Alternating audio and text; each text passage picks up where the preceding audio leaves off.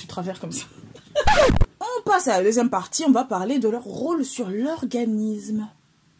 C'est quoi ce processus physiologique? Je suis pas l'accrocher là-haut là, parce que j'en ai marre de descendre les yeux. À partir de...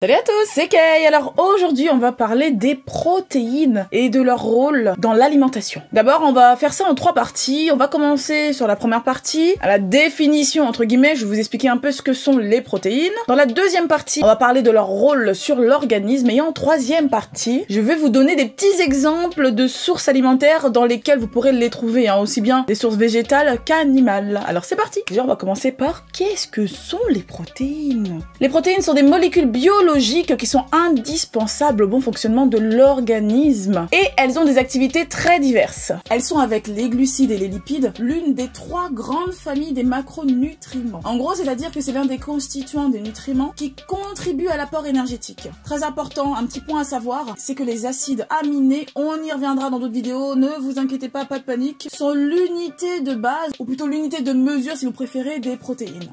On passe à la deuxième partie, on va parler de leur rôle sur l'organisme. Elles ont principalement un rôle structural, c'est-à-dire comme par exemple la kératine qui constitue les cheveux, et ben elles vont participer au renouvellement des tissus musculaires, des phanères, c'est-à-dire les cheveux, les ongles, les poils, au renouvellement aussi des os et de la peau. Elles ont aussi un rôle hormonal, comme l'insuline par exemple qui va réguler la glycémie. Elles participent à de nombreux processus physiologiques sous forme d'enzymes digestives, d'hémoglobine, d'hormones et un truc très important, elles constituent l'unique source d'azote. Maintenant, on va passer à la troisième partie, les sources alimentaires. Déjà, on va parler des sources animales. Alors, les protéines animales sont riches en acides aminés et en général, elles sont plus riches que les protéines végétales. Elles sont légèrement plus faciles à digérer aussi que celles-ci. Par exemple, on peut les trouver dans la viande, le poisson, les œufs, le lait. Le lait comprend tous les produits laitiers en général. Maintenant, on va parler des sources végétales. Certaines sources végétales sont assez pauvres, comme je vous l'ai dit tout à l'heure, en acides aminés essentiels. Dans les céréales, vous allez trouver comme acide aminé essentiel de la lysine et dans les légumineuses, vous allez trouver des acides aminés soufrés. Alors la solution pour obtenir une alimentation équilibrée en acides aminés à partir de protéines végétales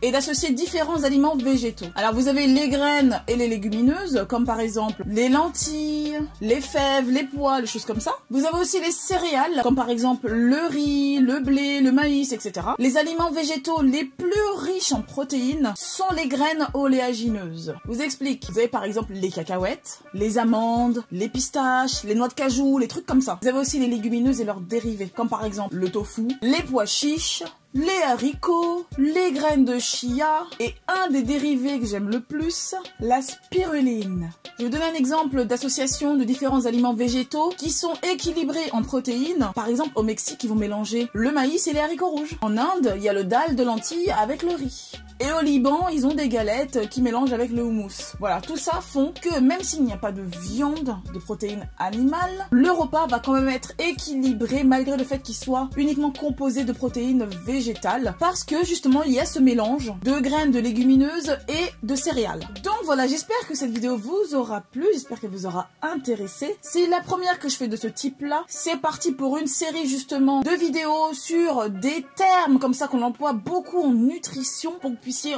les comprendre le plus facilement possible, je l'espère. Dites-moi juste en bas si ça vous a intéressé. De toute façon, je vais continuer à vous expliquer un petit peu les différents termes comme ça nutritionnels que l'on peut utiliser pour que vous puissiez vous en sortir le plus facilement possible lorsque vous regardez la composition de vos produits alimentaires. Je vous fais des gros bisous et je vous dis à très vite pour la prochaine vidéo. Bye bye!